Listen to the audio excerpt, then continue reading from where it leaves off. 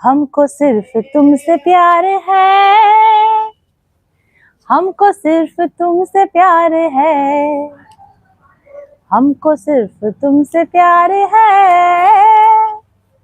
हमको सिर्फ तुमसे प्यार है, कह रही है दिल की बेखुदी, बस तुम्हारा इंतजार है। आज की कथा भीष्म स्तुति, भीष्म और कृष्ण के परस्पर संवाद के बारे में। आज की कथा प्रेम के बारे में है। आज की कथा ट्रू लव के बारे में, सच्चे प्रेम के बारे में है।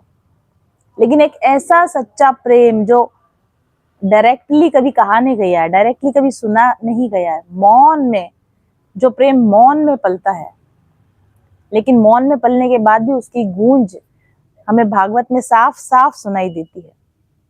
उसी प्रेम की चर्चा हम आज यहाँ पे करेंगे।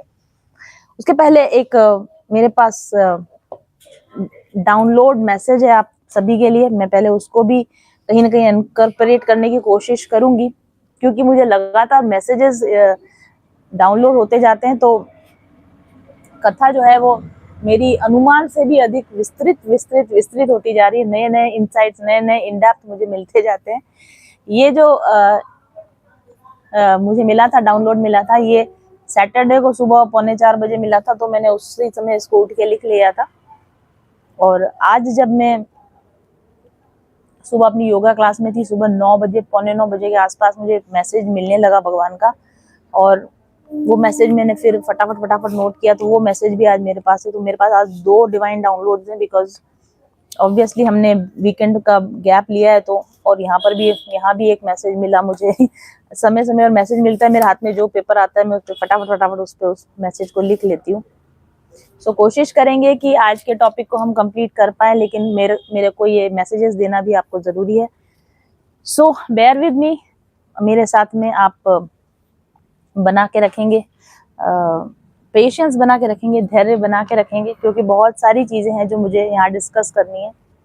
मेरी मदर मुझे कह रही थी कि अगर इस स्पीड से तुम कथा करोगी तो 1 साल तुम्हारी कथा खत्म नहीं होगी 1 साल तुम्हारी कथा खत्म नहीं होने वाली। तुम हर चीज के तो डेप्थ में उतर जाती हो, हर शब्द को पकड़ के उसके अंदर उतर जाती हो ऐसा करोगी तो कथा कब खत्म होगी। मैंने कहा कि मुझे कथा खत्म करके कहाँ जाना है, मैं मेरे घर में बैठी हूँ चाहे 1 साल चले, 2 साल चले, जीवन भर चले, मुझे क्या फर्क पड़ता, मुझे जाना कहाँ है, मुझे घर में बैठ के कथा ही तो करनी है, अब करना क्या है। तो शायद भगवान इसीलिए इस कथा को इतना विस्तृत रूप देना चाह रहे हैं। ऑब्वियस सी बात है कि अगर पंडालों के अंदर कथा होगी या किसी के जो ट्रेडिशनल तरीका होता है कथा करने का, उसमें कोई भी कथा व्यास जो होंगे वो कथा को इतना विस्तृत कर ही नहीं सकते। व्यास का मतलब ही होता है जो विस्तार करे तो कोई भी कथा व्यास होगा, अगर उसको टाइम लिमिट दी जाएगी कि 7 ही दिन में कथा करनी है, 10 ही दिन में कथा करनी है, तो वो कथा व्यास नहीं रहेगा, वो कथा का श्रिंक करके ही उसको कथा को देना पड़ेगा। कथा व्यास का मतलब ही होता है कि उस ओरिजिनल कथा का विस्तार से समझा के, डेप्थ में जाके चीजों को लेकर आए श्रोताओं के लिए। तो भगवान ने मुझे प्रॉपर कथा व्यास का रोल दिया है। मैं चाहूँ जितनी इस कथा को विस्तार कर सकती हूँ, जब तक चाहे अनलिमिटेड टाइम तक मैं इसको विस्तार कर सकती हूँ। तो चलिए आज की कथा का विस्तार प्रारंभ करते हैं। और इम्पोर्टेंट बात यह है कि कथा को मैं पढ़ती हूँ, अपनी मेरी कुछ इंसाइट्स है, मेरी रिसर्च है, वो रह जाती साइड में। जब भगवान मुझसे बात करना शुरू करते हैं ना, मेरी जो मैं सोच कर आई थी कि जो मुझे बोलना है या जो मैं पढ़ कर आई हूँ, वो तो सब रह जाता है। और जो भगवान की और मेरे बीच में जो वार्तालाप चल रहा है ना, उस वार्तालाप को समझाते समय पूरा हो जाता है कथा का। पर वो ज्यादा जरूरी है। और दूसरी कथा तो आपको कहीं से भी मिल जाएगी, लेकिन जो रियल टॉक होती है, जब रियल टाइम टॉक होती है मेरी ठाकुर जी के साथ में, वो मैसेज आपको और कहीं नहीं मिलेगा इस कथा के अलावा। इसलिए इस कथा को आपको सुनना जरूरी है। चलिए शुरू करते हैं आज की कथा। ओम श्री परमात्मने नमः। ओम श्री गणेशाय नमः। श्री कृष्णाय वासुदेवाय देवकी नंदनाय च नंद गोप कुमाराय गोविंदाय नमो नमः।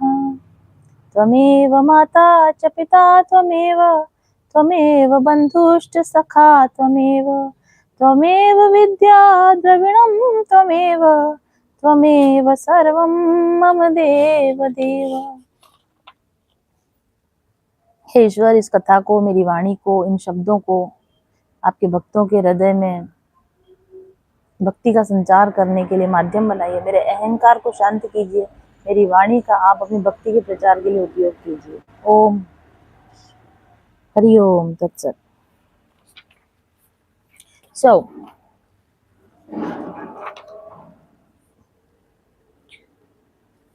आज का मैसेज कुछ इस तरीके से है। मैं सुबह योगा क्लास में थी और रात को मैंने स्टडी कर लिया था, भीष्म स्तुति के बारे में पढ़ाई करके सोई थी, लेकिन रात भर मुझे नींद आई अच्छे से और कोई भी मैसेज मुझे नहीं मिला। सुबह मैं रिकॉल कर रही थी कि कथा में आज मुझे क्या बात करना। मैं मन में ये भी सोच रही थी कि आज तो भगवान की तरफ से कोई डायरेक्ट मैसेज नहीं है, तो ठीक है, जो स्टडी मैंने करी है मैं उसी कथा को उसी को बताऊंगी, क्योंकि मेरे पास तो भगवान का कोई वार्तालाप हमारा हुआ ही नहीं आज।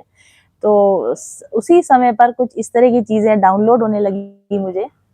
सबसे पहला मुझे शब्द सुनाई दिया, उसका नाम था सीक्रेट क्रश। ठीक है, सीक्रेट क्रश, और वो लिखा हुआ भी दिखाई दिया मुझे, और 3 बार मुझे सुनाई दिया, 3 बार लिखा हुआ भी दिखाई दिया, secret crush, secret crush, secret crush. Okay, और फिर मैं सोच रही थी कि सीक्रेट क्रश ये किस बारे में है। सीक्रेट क्रश का मतलब होता है गुप्त प्रेम, छुपा हुआ प्रेम। ठीक है, पर मुझे इंग्लिश में ही सुनाई दिया था सीक्रेट क्रश। ठाकुर जी हमारे बीच में ज्यादातर वार्तालाप अंग्रेजी माध्यम से होती है, तो सीक्रेट क्रश मुझे सुनाई दिया। मैं सोच रही थी सीक्रेट क्रश ये ठाकुर जी से क्या मैसेज देना चाह रहे हैं। क्या मुझे ये तो समझ में आ जाता है कि कथा से रिलेटेड मैसेज है या कलेक्टिव एनर्जी का मैसेज है, वो मुझे समझ में आ जाता है। तो मैं सोच रही थी कथा में क्या है सीक्रेट क्रश के बारे में, जिसके बारे में मुझे आज बताना है। तो फिर मुझे वहां पर एक विजन दिखाई दिया और मुझे ये गाना भी सुनाई दिया, हमको सिर्फ तुमसे प्यार है, हमको सिर्फ तुमसे प्यार है। और उसके बाद में मुझे एक विजन दिखाई दिया, और विजन बड़ा ही इंटरेस्टिंग है। और मेरी माता जी अगर सुन रही हो इस पॉइंट पे, तो मेरी उनसे अनुरोध है कि 10 मिनट के लिए ना सुने, इस पार्ट को स्किप कर दे। मेरे लाइफ का सीक्रेट बताने जा रही हूँ, तो आप ना सुने उसको। और तो सीक्रेट ये है कि जब मैं 11th-12th क्लास में पढ़ती थी, तब मैं ट्यूशन पढ़ने के लिए अपने जहाँ ट्यूशन टीचर के वहाँ जाती थी, कोचिंग सेंटर पे जाती थी, तो रास्ते में मेरे जो हस्बैंड है उनका घर पड़ता था, जो अभी मेरे वर्तमान हस्बैंड है इनका घर पड़ता था। तो मेरे ट्यूशन जाते और आते टाइम जो मेरे हस्बैंड है वो खिड़की पर खड़े रहते थे। ठीक है, तो मेरे जाते समय भी वो वहीं उसी स्थान पर, पोजीशन पर फिक्स खड़े रहते थे, और आते टाइम भी उसी पोजीशन पर खड़े रहते थे। तो सीक्रेट क्रश था मेरे हस्बैंड का मेरे प्रति, एक सीक्रेट क्रश था। फिर मैंने सोचा कि अब मुझे ठाकुर जी 30-35 साल बाद ये घटना क्यों याद दिला रहे हैं, और कथा के पर्पज से क्यों याद दिला रहे हैं। और गाना भी बज रहा था, हमको सिर्फ तुमसे प्यार है। तो ऐसा एक प्रेम और हाँ, मेरे हस्बैंड के और हमारे बीच में कभी भी मतलब डायरेक्ट टॉक नहीं हुआ, सीक्रेट क्रश रहा। और उसके तुरंत बाद में मेरे हस्बैंड ने मेरे घर पर प्रपोजल भेजा, डायरेक्ट मैरिज प्रपोजल, बीच की सारी स्टेप्स स्किप करके डायरेक्ट मैरिज प्रपोजल भिजवाया, और इस तरह से हमारी एंगेजमेंट हुई और फिर हमारी शादी हुई। तो फिर भगवान ने मुझे जो मैसेज दिया, उसके पीछे मैसेज ये था कि जिस तरीके से मेरे हस्बैंड का मेरे प्रति एक सीक्रेट क्रश था, और एक और चीज जो गाने के साथ जुड़ी हुई है, हमको सिर्फ तुमसे प्यार है।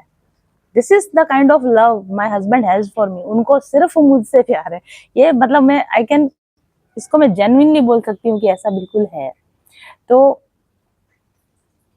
भगवान ने मुझे कहा कि मेरे हस्बैंड का मेरे प्रति जैसा प्रेम है, डिवोशनल लव, सीक्रेट क्रश जो था, जो कि कभी आउट लाउड नहीं रहा, कभी बहुत ज्यादा प्रोपोगेंडा जिसका नहीं किया गया, और वो प्रेम जैसा तब था वैसा आज भी है, और तब भी सिर्फ मुझे से था और आज भी सिर्फ मुझसे।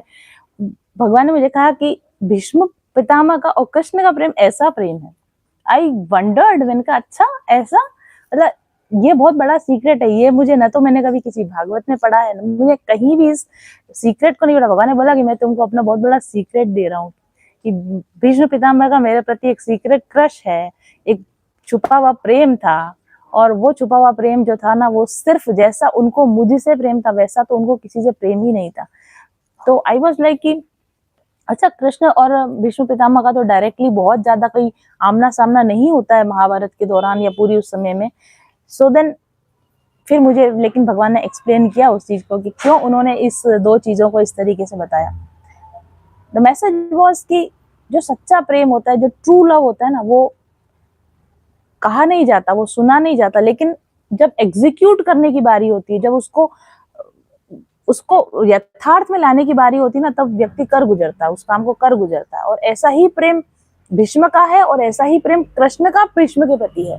एग्जीक्यूशन में कोई प्रॉब्लम नहीं है, मतलब प्रेम को दिखाना, बढ़ाना, चढ़ाना, गिनाना, दिखाना, शो करना जरूरी नहीं है, लेकिन जब व्यक्ति को हमारी जरूरत हो उस समय पर हम उसके वहां पर मौजूद रहें, हम एग्जीक्यूट करके दिखाएं कि वो हमसे कितना प्रेम करता है, हम उससे कितना प्रेम करता है। That is actually love, that is true love. और ऐसा प्रेम भीष्म पितामह का कृष्ण के प्रति है, और ऐसा प्रेम कृष्ण का भीष्म पितामह के प्रति है। मौन प्रेम, जिसको शो ऑफ करने की जरूरत नहीं होती है। कि पांडवों का जो कृष्ण के प्रति प्रेम है ना, वो जग जाहिर प्रेम है, सब जानते हैं इस बात को।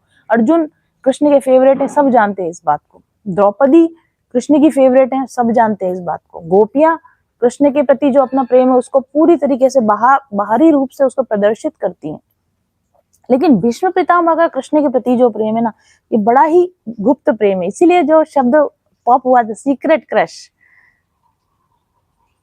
आप ये सोचिए कि बाणों की शैया पर लेटा बंदा, 150 साल का, या शायद और भी ज्यादा साल के, 150 साल के तो कृष्ण ही होकर गए, मतलब काफी, आई थिंक, मुझे नहीं पता एग्जैक्ट उनकी एज क्या रही, इस पे रिसर्च करूंगी मैं, लेकिन हाँ, बाणों की शैया पर पितामह पड़े हुए हैं, मौत का इंतजार कर रहे हैं, ठीक है। और याद किसकी कर रहे हैं? लेटे लेटे वहां पर याद किसकी करें? भगवान, भगवान की याद करें, कृष्ण भगवान को याद कर रहे हैं। बता उनका उनसे क्या डायरेक्ट कनेक्शन है, उनका उनसे क्या डायरेक्ट लेना देना, कभी कुछ डायरेक्ट कनेक्शन नहीं रहा, लेकिन फिर भी बाणों की शैया पर कृष्ण, कृष्ण को याद कर रहे हैं। बड़ी अजीब बात है। और ये बात मेरे दिमाग में भी आज ही आई कि हम मरते समय इंसान किसको याद करेगा? जिसको सबसे ज्यादा प्रेम करता हो उसी की याद आएगी ना, कि वो हमारे पास होता, वो हमारे सामने होता। तो भीष्म पितामह मरते समय, अंत समय में किसको याद करे? कृष्ण को। तो इसका मतलब उनका सबसे अधिक प्रेम किससे रहा? हमको सिर्फ तुमसे प्यार है, और सिर्फ तुमसे प्यार भीष्म पितामह का किसके प्रति रहा? कृष्ण के प्रति रहा। मरते समय वो अपने माँ, उनकी गंगा माँ को याद नहीं कर रहे हैं, वो अपने पिता को याद नहीं कर रहे हैं, पांडवों को, उनको बहुत प्रेम था पांडवों से, पांडवों को याद नहीं कर रहे हैं, अपनी कुंती जो उनको पुत्री के समान प्रिय थे, कुंती को याद नहीं कर रहे हैं। जो पराक्रम किए, जैसे होता है ना, हम लाइफ का रिवीजन करते हैं, हम सोते सोते जिंदगी में क्या खोया क्या पाया, याद आती है वो घटना है सारी अंत समय पर। उनको कुछ भी याद नहीं आ रहा, उनको एक कौन याद आ रहा है? उनको श्री कृष्ण याद आ रहे हैं। और अजीब बात यह है कि कृष्ण याद आते हैं, लेकिन वो कृष्ण को संदेश नहीं भिजवा रहे हैं कि मुझे आपकी याद आ रही है, आप मुझसे मिलने आओ। उन्होंने, उनके आसपास कुछ तो लोग रहे ही होंगे जो उनकी सेवा शुश्रूषा के लिए आते रहे होंगे, उनकी सार संभाल के लिए आते रहे होंगे, लेकिन उन्होंने किसी से नहीं कहा कि कृष्ण से कहना जाके कि मैंने उनको याद किया है। और सच बात यह है कि वो कृष्ण को बोल भी नहीं सकते थे कि मैं तुम्हें याद करता हूँ या मैं तुम्हें प्रेम करता हूँ। जब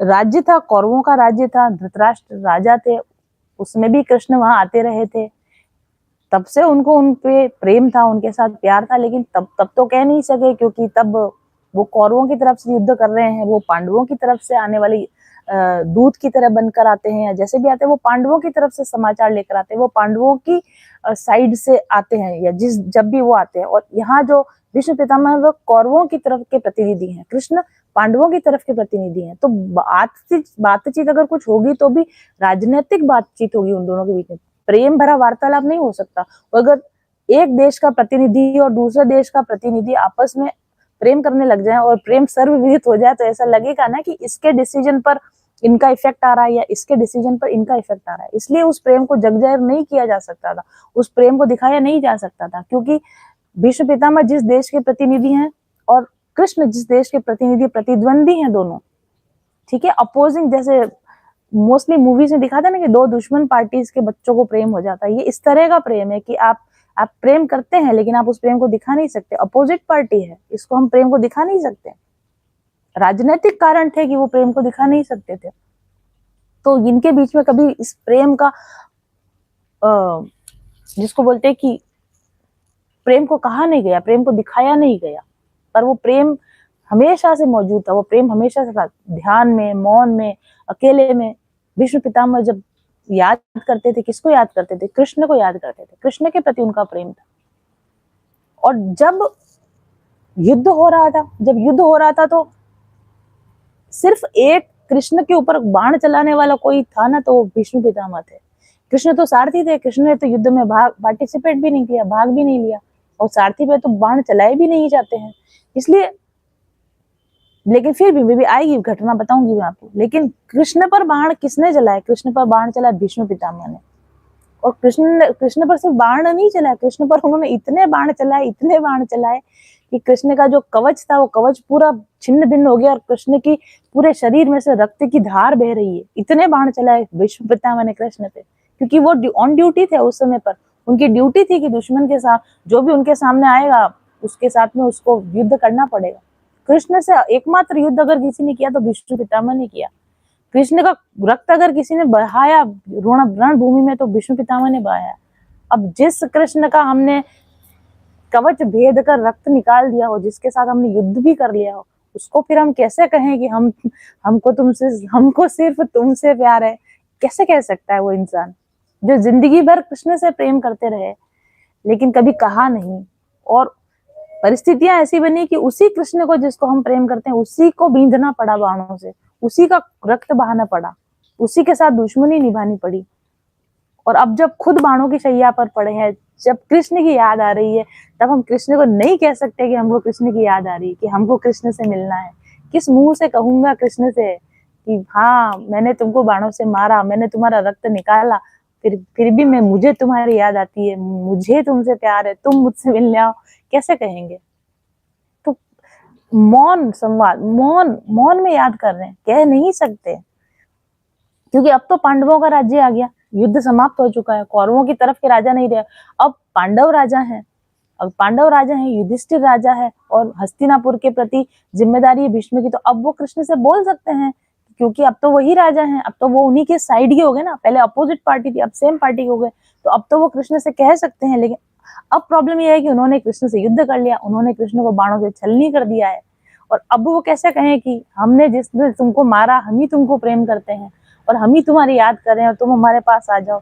तो इसलिए युद्ध जब चल रहा था तब भी भीष्म अपने प्रेम का कभी इजहार नहीं कर सके, और जब युद्ध समाप्त हो गया है तब भी भीष्म नहीं कह सकते हैं कि कृष्ण तुम्हारी याद आती है। लेकिन भगवान अपने प्रेमियों को पहचान लेते हैं, भगवान अपने प्रेमियों के मन में क्या बात चल रही है वो भी पहचान लेते हैं। यहाँ से हृदय से पुकार उठ रही है कृष्ण की, यहाँ से पुकार उठ रही है, वहां कृष्ण के पास वो पुकार पहुंच रही है, वो कृष्ण के पास वो पुकार पहुंच रही है। और ऐसा आता है कथा के अंदर, ऐसा आता है कि उत्तरायण की वेट कर रहे हैं, कि जो भीष्म है वो अपना बाणों की शैया पर लेटे हुए हैं और वो प्राण त्यागने के लिए उत्तरायण की वेट कर रहे हैं, यानी अच्छे समय की वेट कर रहे हैं। उत्तरायण क्या होता है कि जब उत्तर की दिशा में गति करता है, सूर्य उत्तर दिशा में, मकर संक्रांति का जो समय होता है उसको उत्तरायण कहा जाता है। उस समय पर ऐसा कहा जाता है कि अगर उत्तरायण के समय में कोई अपना देह त्याग करता है तो स्वर्ग का रास्ता मतलब उसको मिलता है, उसको स्वर्ग प्राप्त होता है, ऐसा कहा जाता है उत्तरायण के लिए। तो ऐसा इसमें आया है कि वो उत्तरायण की वेट करें। अब वो बाणों की शैया पर पड़े हैं, ये भी गैस ही किया गया होगा कि भाई जब इनके पास इच्छा मृत्यु का वरदान है, पूरे शरीर में बाण बिंधे हुए हैं, तो ये पितामह अपना प्राण त्याग कर क्यों नहीं रहे हैं? तो लोग यही गैस लगा रहे थे कि मे भी शायद अच्छे मुहूर्त की वेट कर रहे हैं, उत्तरायण की वेट कर रहे हैं, इसलिए शायद ये नहीं मर रहे हैं। इसमें लिखा हुआ भी है ऐसा। लेकिन आज का मुझे जो डाउनलोड हुआ ना, वो बहुत सीक्रेट बात है, जो कहीं लिखी नहीं है, कहीं पढ़ी नहीं है, बट जो मुझे भगवान ने बताई है कि वो किसका वेट कर रहे हैं। भगवान ने बताया कि वो उत्तरायण का वेट नहीं कर रहे, वो मेरा वेट कर रहे हैं। भीष्म पितामह बाणों की शैया पर लेटे लेटे, अब बोल तो सकते नहीं ना कृष्ण को कि मेरे से मिलने आओ, मैं मरूं उस समय, आप मेरी आंखों के सामने रहना, मैं मरूं तब आप जब प्राण तन से निकले आप मेरे सामने रहें, ऐसा वो कह नहीं सकते। लेकिन कृष्ण को तो पता है ना कि वो उनके प्राण क्यों नहीं निकल रहे, उनके प्राण कृष्ण में अटके हुए हैं। और कृष्ण ये बात जानते हैं कि भीष्म पितामह उत्तरायण की इंतजार नहीं कर रहे हैं, भीष्म पितामह मेरे आने की इंतजार कर रहे हैं। और फिर यहाँ पे कैसे कैसे प्रूव करेंगे, कैसे प्रूव करें? प्रूव है मेरे पास, मैं बताती हूँ मैं आपको। यहाँ पे वर्ड आया उत्तरायण, है ना, उत्तरा की ओर गति करने को, उत्तर की ओर गति करने को उत्तरायण बोलते हैं। लेकिन आपने इसमें शब्द पे ध्यान दिया, उत्तरा वर्ड है इसके अंदर। उत्तरायण उसका मतलब, अगर आप इसको थोड़ा सा ध्यान से सुनोगे ना तो ऐसा लगता है जैसे कि भगवान ये कर रहे हैं कि भीष्म पितामह इंतजार कर रहे हैं, जो उत्तरा के गर्भ से निकल कर आया है उसकी इंतजार कर रहे हैं। उत्तरायण जो उत्तरा के गर्भ से होकर आया है, जो उत्तरा के गर्भ से उतर कर आया है, भीष्म उसकी इंतजार कर रहे हैं। ये कौन सा उत्तरायण है? ये उत्तरायण वो मकर संक्रांति वाला उत्तरायण नहीं है। उत्तरायण मतलब कृष्ण भगवान, जो उत्तरा के गर्भ में जाकर परीक्षित की रक्षा करके जब कृष्ण आ जाएंगे, वो कृष्ण का मैं इंतजार कर रहा हूँ। वो उत्तरा के गर्भ की रक्षा करने के बाद मेरे पास आएंगे, इस बात को भीष्म पितामह जानते हैं और इसीलिए वो उत्तरायण की वेट कर रहे हैं। उत्तरायण की वेट कर रहे हैं मतलब वो कृष्ण भगवान की वेट कर रहे हैं कि वो उत्तरा की रक्षा करेंगे और उसके बाद वो मेरे पास आएंगे। That was shocking to me कि ओ माय गॉड, ऐसा था, ये ऐसा था क्या। और फिर उन्होंने कहा कि इसमें एक और सीक्रेट मैसेज भी छुपा हुआ है। उत्तरायण का मतलब ये भी है कि क्योंकि दोनों के बीच में इतना प्रेम है, दोनों के बीच में इतना कनेक्शन है, टेलीपैथिक कनेक्शन है। भीष्म पितामह और कृष्ण के बीच में टेलीपैथिक कनेक्शन था। भीष्म पितामह और इनके बीच में क्या टेलीपैथिक कनेक्शन था? भीष्म पितामह भगवान से प्रार्थना करते, कृष्ण से प्रार्थना करते, मन ही मन करते हैं, डायरेक्टली नहीं बोल सकते, वो तो गद्दारी हो जाएगी, है ना। वो तो फिर अपने राज्य के प्रति देशद्रोह वाली बात हो जाएगी। लेकिन वो मन में कृष्ण से प्रार्थना करते हैं कि आप पांडवों की तरफ हो ना, आप पांडवों को जीत दिलाना। मैं चाहता हूँ कि पांडव जीते, मैं चाहता हूँ कि युधिष्ठिर राजा बने, मैं चाहता हूँ कि इस देश में धर्म की स्थापना हो। ये मैसेज टेलीपैथिकली वो कृष्ण को करते हैं, है ना। वो कृष्ण उनको टेलीपैथिकली मैसेज करते हैं कि डोंट वरी, पांडवों का राज्य ही आएगा। जब तक मैं पांडवों की तरफ हूं तब तक पांडव हार नहीं सकते। और यहाँ से युधिष्ठिर, यहाँ से भीष्म उनको मैसेज करते हैं कि मेरे पांडव जब तक ना जीत जाए और मेरा युधिष्ठिर जब तक राजा ना बन जाए और मेरे युधिष्ठिर का राज्य और उसके आने वाली पीढ़ियां जब तक सुरक्षित ना हो जाए, हे कृष्ण तुम तब तक मेरे पांडवों को छोड़कर मत जाना। भीष्म पितामह कहाँ बैठे हैं? किसके शिविर में बैठे हैं? कौरवों के शिविर में बैठे हैं। लेकिन ध्यान में वो भगवान का जब ध्यान करते हैं, वो कृष्ण को जब याद करते हैं, तो कृष्ण से एक ही प्रार्थना करते हैं कि जब तक युधिष्ठिर राजा ना बन जाए, जब तक धर्म का निष्कंटक राज्य ना हो जाए, तब तक कृष्ण आप हस्तिनापुर को छोड़कर मत जाना। और कृष्ण उनको फिर टेलीपैथिकली आंसर करते हैं कि don't worry Pitamah, don't worry दादा, जब तक आपकी इच्छा पूरी नहीं हो जाएगी तब तक मैं हस्तिनापुर छोड़कर नहीं जाऊंगा। ठीक है, अनसेड प्रॉमिस है दोनों के बीच में, अनसेड कमिटमेंट है दोनों के बीच में, अनसेड कॉन्ट्रैक्ट है दोनों के बीच में। अब पितामह क्यों नहीं मर रहे हैं? पितामह इसलिए नहीं मर रहे हैं क्योंकि अच्छा, और पितामह उनसे एक और भी प्रार्थना करते हैं कि पूरी जिंदगी तो हे गोविंद मेरा तुम्हारा जो नाता रहा है ना, वो दो देशों के प्रतिनिधियों का जैसा नाता रहा, राजनीतिक संबंध वाला नाता रहा है, लेकिन जब मैं मरूं तब तुम मेरे आंखों के सामने रहना। ये इच्छा प्रकट करते भीष्म पितामह हमेशा भगवान से प्रार्थना करते हैं। कृष्ण भगवान से वो मन ही मन दो ही प्रार्थना करते हैं। And it is a very top secret. ये तुम जानो कि हम जाने। आज तक ये भीष्म पितामह और कृष्ण के बीच की बात थी, उन दो के अलावा किसी को नहीं पता था, लेकिन आज हम भी जानते हैं और आप भी जानते हैं, because this message I got today morning only. आज सुबह सुबह ही मुझे मैसेज मिला। तो इन दोनों के बीच में टेलीपैथिक वार्तालाप होती है और भीष्म पितामह दो इच्छा करते हैं, कृष्ण से प्रेयर करते हैं, दो इच्छा करते हैं। एक तो पांडवों को राज्य मिल जाए और पांडव सुरक्षित हो जाए, और दूसरा जब मैं मरूं तब आप मेरी आंखों के सामने रहना। और कृष्ण दोनों बातों के लिए यस बोलते हैं उनको कि पांडवों को भी सुरक्षित करूंगा और आप मरोगे तब भी आपके सामने आऊंगा। तो अब भीष्म पितामह मरते क्यों नहीं है? भीष्म पितामह इसलिए नहीं मरते हैं क्योंकि कृष्ण ने क्या कहा है कि पांडवों के का साथ तब तक नहीं छोड़ूंगा जब तक कि वो पूरी तरह से सुरक्षित नहीं हो जाते, और जब मैं आप मरोगे तो मैं आपको दर्शन देने आऊंगा। तो कृष्ण अभी तक मुझे दर्शन देने नहीं आए हैं, इसका मतलब पांडव अभी सुरक्षित नहीं हुए हैं, अभी युद्ध खत्म हुआ नहीं है, अभी कुछ न कुछ है ऐसा जिसको निपटारा करना बाकी है, इसलिए कृष्ण नहीं आए। मैंने भगवान से पूछा, क्या जब आपने प्रॉमिस कर दिया था तो इन बेचारे बूढ़े आदमी को 50-60 दिन तक, लगभग 2 महीने के करीब, इसको बाणों की शैया पर क्यों सुला कर रखा? जब युद्ध जीत ही गए थे ना, युद्ध तो जीत ही गए थे। जब युद्ध जीत ही गए थे 18 दिनों के बाद में, और बाणों की शैया पे भीष्म पितामह शायद 11वें-12वें दिन चले गए थे, तो इतना वेट क्यों करवाया? पहले क्यों नहीं आ गए? जब ऐसा प्रॉमिस किया था तो पहले क्यों नहीं आ गए? तो वो कहते हैं कि इसके पीछे कारण ये है कि मुझे पता था कि अभी युद्ध खत्म नहीं हुआ है। देखो, आपने देखा कि अश्वत्थामा ने युद्ध खत्म होने के बाद ब्रह्मास्त्र का प्रयोग किया। युद्ध खत्म होने के बाद में काफी सारी घटनाएं घटी, उसके बाद भी पांडवों पे अटैक हो रहे हैं, पांडवों के बच्चों पर अटैक तब भी हो रहे थे, पोस्ट वॉर अटैक्स हो रहे थे, ब्रह्मास्त्र छोड़ा गया, काफी सारी घटनाएं घटी। तो भगवान कैसे आते? क्योंकि भगवान अगर पहले आ जाते तो बात गलत हो जाती ना, कि जब तक पांडव सुरक्षित नहीं होंगे तब तक मैं मरूंगा नहीं, और तब तक मैं हस्तिनापुर छोड़कर जाऊंगा नहीं। तो ना तो वो मर सकते थे ना वो आ सकते थे। इसीलिए जब तक पांडवों के ऊपर अटैक हो रहे थे, पोस्ट वॉर अटैक होते रहे, तब तक न तो भीष्म पितामह मरे और न कृष्ण हस्तिनापुर छोड़कर गए, न कृष्ण भीष्म को मिलने आए। चाहे भले 40 दिन निकल गए, 50 दिन निकल गए, 60 दिन निकल गए, भीष्म पितामह कष्ट में है पर वेट कर रहे हैं कि अगर कृष्ण मुझसे अभी तक मिलने नहीं आए, इसका मतलब पांडव अभी सुरक्षित नहीं हुए हैं। अभी कृष्ण वर्क पर लगे हुए हैं, he is on his job, he is on his duty. और वो जब तक ड्यूटी करेंगे मैं जान नहीं दे सकता, क्योंकि मैं जान तब तक नहीं दे सकता जब तक ये दोनों बातें पूरी नहीं होती।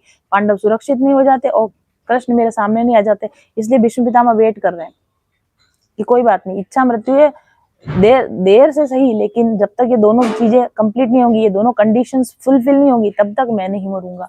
और कृष्ण उनके सामने नहीं जा रहे, क्योंकि दोनों कंडीशन जब तक वो एक कंडीशन जब तक फुलफिल नहीं होती है कि पांडव पूरी तरह से सुरक्षित नहीं होते, तब तक वो भीष्म पितामह के पास नहीं जा सकते। इसलिए वो उनको वेट करवा रहे हैं। इतने दिन हो गए बूढ़े इंसान को बाणों की शैया पर कृष्ण उनके सामने नहीं जाते, उनको वेट करवाते हैं, क्योंकि उनको पता है तो काम करूंगा तब उनके सामने जाऊंगा ना, बिना काम किए उनके सामने कैसे जाऊंगा।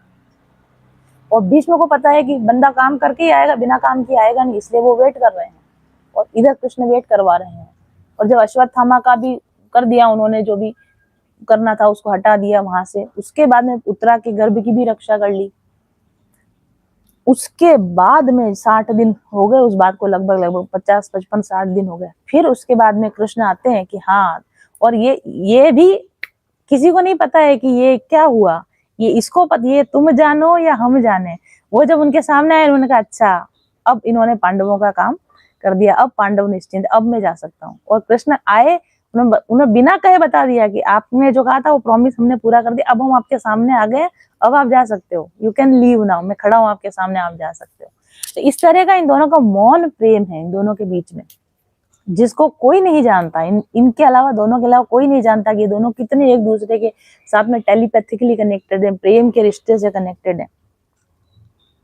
और अब हम भी जानते हैं इस बात को। जब तक कृष्ण नहीं आए थे ना, इसका मतलब ही यह था कि खतरा टला नहीं है। इसलिए भीष्म पितामह, क्योंकि हस्तिनापुर की रक्षा करना उनका जिम्मेदारी है, हस्तिनापुर को अधर झूल में छोड़कर नहीं जा सकते। कृष्ण आएंगे तो सब पक्का है कि हस्तिनापुर की रक्षा है, पांडवों की रक्षा है, सब कुछ सुरक्षित है, युद्ध खत्म हो गया है, एवरीथिंग इज ओके। जब मुझे सब तरफ से ओके का सिग्नल मिलेगा तभी मैं मरूंगा, और ओके का सिग्नल तभी मिलेगा जब कृष्ण सामने आएंगे। तो इसलिए ये सारा इतना सारा डिले हुआ इस सब के अंदर। इस सवाल का जवाब मुझे काफी सालों से मेरे दिमाग में था कि जब कृष्ण को सामने आना था, भगवान उनके सामने आना था, तो ये पहले ही क्यों नहीं आ गए? बेचारे बुढ़े आदमी को इतना परेशान क्यों किया कृष्ण ने?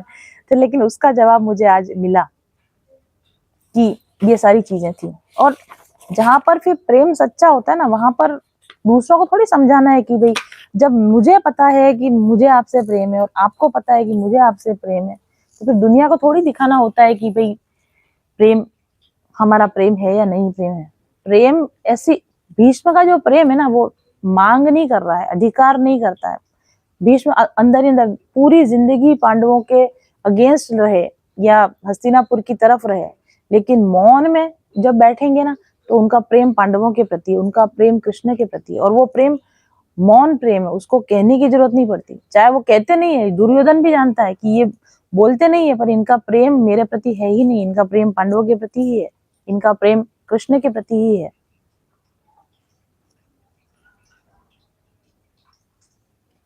आप सोचे कि एक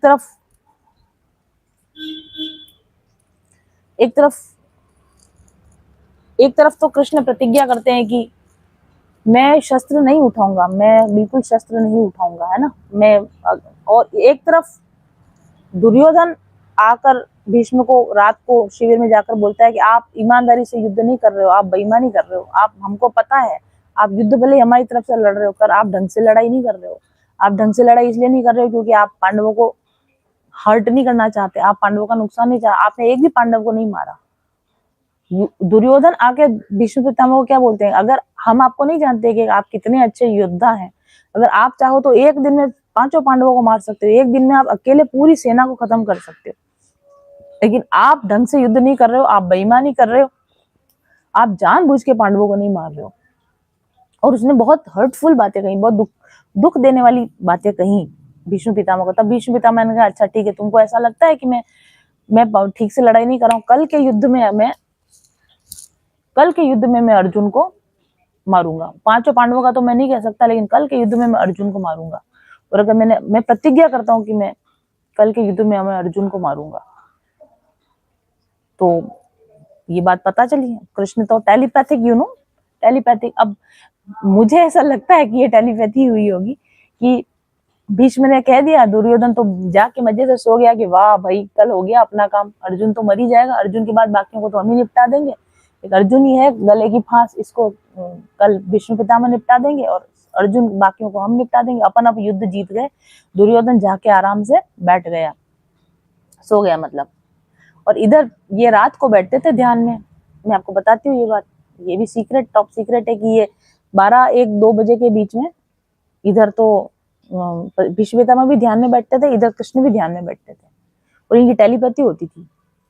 अब ये बात फिर उन्होंने कृष्ण को कही कि भाई मैं ऐसा बोल दिया है, अर्जुन को मारूंगा, आप देख लेना, वो अर्जुन आपका वाला, इस आप बचा लेना, मैं नहीं जानता, मैंने तो बोल दिया है। और फिर कृष्ण के को मैसेज मिला कि अच्छा भीष्म पितामह ने ऐसी प्रतिज्ञा ली है कि अर्जुन को मारेंगे, मेरे भक्त को मारेंगे। इसकी 12 उसी समय पर जो कृष्ण ने चाल चली, द्रौपदी के शिविर में गए, द्रौपदी को बोला कृष्णा कृष्णा उठो, बाहर आओ। वारे अरे इतनी रात को क्या, कि उठो चलो, भीष्म पितामह वहां पे ध्यान कर रहे हैं, उनको चल के प्रणाम करना है। अब द्रौपदी ने बोला प्रणाम करने के लिए मेरी नींद खराब करी हो, उनकी भी नींद खराब कर रहे हैं, सुबह कर लेंगे प्रणाम। मतलब मैंने बोला वो करो, चुप, आवाज नहीं करनी, बात जुबान नहीं निकालनी, आवाज नहीं करनी, प्रणाम बोलना नहीं है, घूंघट करो, बिल्कुल ढको, कौन हो पता नहीं चलना चाहिए, चुपचाप जाके प्रणाम करोगी तुम। अब वो कृष्ण बोले तो उसको करना है। उस शिविर के बाहर द्रौपदी को साथ में लेके भीष्म जी के शिविर के बाहर गए। और द्रौपदी जब चलती है तो उनकी जूतियां बोलती है चर चर चर, चरमर करती है ना जूतियां, चमड़े की चरमर करती है, तो बोलते तुम ये आवाज नहीं करनी, बिल्कुल इसको जूतियां खोलो तुम। और भगवान द्रौपदी की जूतियों को ऐसे खाक में दबा के चलते हैं, तुम पैदल चलो, तुम्हारी जूतियां मैंने कैरी कर रखी। सोचो आप, भगवान अपने भक्त के लिए क्या क्या करा है उन्होंने। तो वो द्रौपदी को लेके जाते हैं भीष्म पितामह के पास, और वो जाके बोलती है कि बस ऐसे झुकती, प्रणाम, पता चल जाता कोई आया है, प्रणाम कर रहा है। भीष्म पितामह उसको बोलते हैं सौभाग्यवती भव, अखंड सौभाग्यवती भव। वो बोलती थैंक यू। अब वो जब आंख खोल के देखते हैं तेरे की, मैंने क्या कर दिया, मैंने द्रौपदी को अखंड सौभाग्यवती होने का वरदान दे दिया, और इधर मैंने प्रतिज्ञा कर ली है कि मैं अर्जुन को मारूंगा, फंसा दिया मुझे। उनको समझ में आ गया कि कृष्ण के सिवा कोई नहीं हो सकता, इस द्रौपदी को इतना दिमाग तो है नहीं, ये दिमाग कृष्ण का है। तो वो उसको बोलते हैं कि तुम किसके साथ आई हो, तो वो बोलते हैं, द्रौपदी बोलती है वो बाहर खड़े हैं कृष्ण उनके साथ आई। वो पहचान जाते हैं ये कृष्ण है। वो कृष्ण को बोलते हैं कृष्ण तुम मेरी प्रतिज्ञा तोड़वाना चाह रहे हो, मतलब मैंने दुर्योधन को क्या प्रतिज्ञा की है कि मैं कल अर्जुन को मार दूंगा, और तुमने बदमाशी करी, तुमने चालाकी करी, तुम द्रौपदी को लेके आ गए, मुझे सौभाग्यवती का इसको आशीर्वाद दिलवा दिया, तुम मेरी प्रतिज्ञा तोड़वाना चाह रहे हो, मैं भी तुम्हारी प्रतिज्ञा तोड़वाऊंगा। ठंड गई दोनों के अंदर। बीच में उनको बोलते तुमने मेरी प्रतिज्ञा तोड़ाई ना, मैं इतना बड़ा सत्य प्रतिज्ञा, मेरी बात टल नहीं सकती, तुमने मेरी बात टलवा दी। अब देखो तुमने भी क्या प्रतिज्ञा करी है कि मैं शस्त्र नहीं उठाऊं, कल के युद्ध में अगर मैंने तुमको शस्त्र नहीं उठवा दिया तो मेरा नाम भी भीष्म नहीं। वो कृष्ण बोलते हैं हंसते हंसते, हाँ ठीक है जैसी आपकी इच्छा, मेरा काम तो हो गया, मेरे तो अर्जुन नहीं मरना चाहिए, है ना, मेरा अर्जुन नहीं मरना चाहिए, मेरे लोगों को प्रॉब्लम नहीं आनी चाहिए, मेरी प्रतिज्ञा का क्या करना वो देखा जाएगा, मेरी प्रतिज्ञा का कुछ नहीं है, मेरे कोई फर्क नहीं पड़ता, मेरी बात जाए तो जाए, मेरे भक्तों को संकट में नहीं देख सकता मैं। तो इस तरीके से अगला दिन जब युद्ध होता है तो अगला दिन जब युद्ध होता है तो आ जाते हैं आमने सामने अर्जुन और भीष्म। इतने दिनों आमने सामने नहीं आ रहे होते हैं। जो भीष्म पितामह ने जानबूझ के पांडवों के रथ के सामने अपना रथ ही नहीं लाते, या कृष्ण भी इतने चालाक हैं, जहाँ उनको भीष्म पितामह दिखते हैं ना, अर्जुन को इधर हटा उठो के रखते, वो इधर उधर उसके सामने नहीं आने देते, उनको पता है। लेकिन आज तो प्रतिज्ञा करी हुई है, तो भीष्म आ जाते हैं और अर्जुन आमने सामने, अब दोनों में युद्ध होने लगता है। युद्ध होता है तो इतना भयानक युद्ध होता है, अर्जुन जैसा धनुर्धारी टिक नहीं पा रहा है, भीष्म पितामह के सामने टिक नहीं पा रहा है। वो अपने बाण चढ़ाए जब तक 100 बाण उसके सामने आ रहे हैं, उसके जितने भी बाण छूट रहे हैं ना, वो खुद को डिफेंस, मतलब ऑफेंसिव तो वो लड़ ही नहीं पा रहा, डिफेंसिव लड़ रहा है, वो खाली अपने आप को उन बाणों से बचा रहा है। मतलब उसकी हालत ऐसी हो गई कि पीछे मुड़ के कृष्ण ने देखा कि अर्जुन पसीने से लथपथ हो गया, अर्जुन की हालत बुरी हो रही है, हालत खस्ता हो गई अर्जुन की। तो भगवान ने कहा कि अब मैं नहीं छोड़ूंगा, अब मेरी प्रतिज्ञा जाए भाड़ में, मैं कृष्ण को बचाऊंगा। तो अर्जुन क्या करते हैं, सॉरी, रथ से कूदते हैं, मतलब कूद पड़ते हैं रथ से, और कूद के, और टूटा हुए रथ का कोई पहिया पड़ा है वहां पे आसपास, उस पूरे रथ के पहिए को उठा के पूरे जोर लगा के उससे, और वो दौड़ते हैं, उस भीष्म पितामह को मारने के लिए दौड़ पड़ते हैं। और अर्जुन उनके पीछे पीछे दौड़ता है कि अरे भगवान, आप ये क्या कर रहे हो, आपने तो प्रतिज्ञा ली है कि आप युद्ध के अंदर शस्त्र अस्त्र नहीं उठाओगे, तो ये क्या कर रहे हो आप, मेरे लिए अपनी प्रतिज्ञा तोड़ रहे हो। वो बोलते हैं तुम हट जाओ, पार्थ रास्ते से हटो, इस बुड्ढे को आज मार के रहूंगा, तुम्हारे ऊपर बाण चला रहा है, तुम्हारे को मारने का बोल रहा है, मैं इसको भी मारूंगा, अब बहुत हो गया, अब मैं इसको नहीं छोड़ूंगा। और कृष्ण भगवान उसको पहिया लेके जिस वेग से दौड़ रहे हैं ना, तो उधर से वो बाण चलाने लगे, वो जो भीष्म पितामह थे वो बाण चलाने लगे।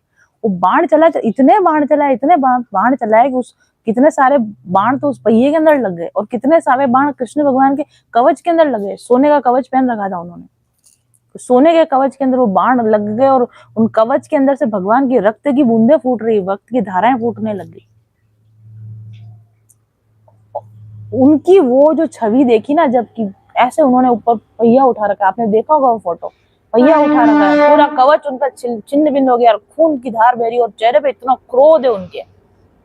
जैसे उसकी वो छवि देखी, अब तोड़ दिया ना तुमने अपनी प्रतिज्ञा, भीष्म पितामह ने अपने हथियार रख दिए, बस अर्जुन को मारे नहीं मारे, मैंने तुमसे हथियार उठवा लिया, मैंने तो अब तुम्हारी प्रतिज्ञा छोड़ दी। भगवान बोले मेरी प्रतिज्ञा तोड़ी ना तोड़ी, आई डोंट केयर, मेरे भक्त को नहीं मार सकते। और जैसे ही उन्होंने बाण नीचे छोड़े, वो छवि का दर्शन करने के लिए, जैसे ही विष्णु पितामह ने बाण छोड़े, और अर्जुन ने लगाए तीर, इतने तीर मारे, पूरे शरीर में कोई 2 उंगल 4 उंगल की जगह नहीं बची कि जहाँ पे आप उंगली रख सकोगे। इन दो बाणों के बीच में 2 उंगल की जगह है, पास पूरा उनके शरीर को बाणों से बींध दिया। ये स्थिति हुई, लेकिन ये स्थिति होते हुए भी भगवान ने अपने दोनों भक्तों की प्रतिज्ञा बचा ली। देखो, भीष्म ने क्या कहा था कि मैं हथियार उठा के रहूंगा, तो हथियार उठा लिया, क्योंकि उनकी भीष्म की प्रतिज्ञा का मान रखा, अपनी प्रतिज्ञा का मान नहीं रखा, भीष्म की प्रतिज्ञा का मान रखा। और इधर पांडवों को बचाना है, पांडवों को बचाने की जो उनकी खुद की प्रतिज्ञा थी, उस भक्त को बचाना है, उसका उन्होंने वो बचा लिया, उसका मान रख लिया। और भक्त ने बोला, इधर वो भी भक्त है, इधर ये भी भक्त है, दोनों भक्तों को बचाना है, एक भक्त की जान बचानी है और एक भक्त की प्रतिज्ञा बचानी है। तो दोनों चीजों को उन्होंने एक साथ में कंप्लीट किया। भीष्म की प्रतिज्ञा थी कि आपसे अस्त्र उठाऊंगा, वो भी पूरी कर दी, और अर्जुन को, द्रौपदी को प्रॉमिस किया, या अर्जुन का जो उनको बचाना था वो उन्होंने भी प्रॉमिस किया। इस तरीके से भगवान ना प्रेम को समझते हैं। सच्चे प्रेम की परिभाषा ये होती है कि आप कहें ना, पर वो भाव आप तक पहुंच जाए। और आप देखें कि उसके बाद में जो भीष्म पितामह थे, ये मर भी गए, दोनों ही तरह से, हर तरीके से एक दूसरे की बात रख रहे हैं, है ना। वो उसको बाहर से देखने पे क्या लग रहा है कि दोनों युद्ध कर रहे हैं, बाहर से देखने पे क्या लग रहा है कि दोनों एक दूसरे के अगेंस्ट जा रहे हैं, लेकिन अंदर ही अंदर क्या चल रहा है, अंदर ही अंदर परस्पर प्रेम का वार्तालाप चल रहा है। भीष्म पितामह क्या करें, अपना प्राणों का उत्सर्ग करते हैं कृष्ण की इच्छा के लिए, और कृष्ण अपनी प्रतिज्ञा को तोड़ते हैं भीष्म के लिए। ये दोनों के बीच का जो परस्पर प्रेम है ना, इसको हर कोई नहीं समझ सकता, इसको समझने वाला ही समझ सकता, और ये भगवान की कृपा के बिना नहीं समझ में आ सकता। जब तक भगवान इस सत्य का उद्घाटन खुद ना कर दे, जब तक भगवान इस रहस्य का उद्घाटन खुद ना कर दे, एक्चुअली चल क्या रहा था, बैकग्राउंड में चल क्या रहा था, वो तब तक हमें पता नहीं चल सकता, जब तक कि भगवान ना चाहे। तो भगवान चाहते थे कि इस रहस्य का आज की कथा में उद्घाटन हो, कि ये मत समझो कि भीष्म और हमारे बीच में दुश्मनी थी, ये मत समझो कि हम एक दूसरे को चैलेंज करते थे। अंदर की स्टोरी कुछ और ही चल रही है, अंदर की कहानी कुछ और, अंदर प्रेम घट रहा है, ऊपर से लड़ाइयां हो रही, ऊपर से एक दूसरे को मारकाट कर रहे हैं, ऊपर से एक दूसरे के प्राणों के प्यासे दिख रहे हैं, ऊपर से एक दूसरे के अगेंस्ट दिख रहे हैं, अगेंस्ट पार्टी में दिख रहे हैं, और अंदर से प्रेम का प्रवाह चल रहा है, निरंतर एक दूसरे के प्रति प्रेम का प्रवाह चल रहा है।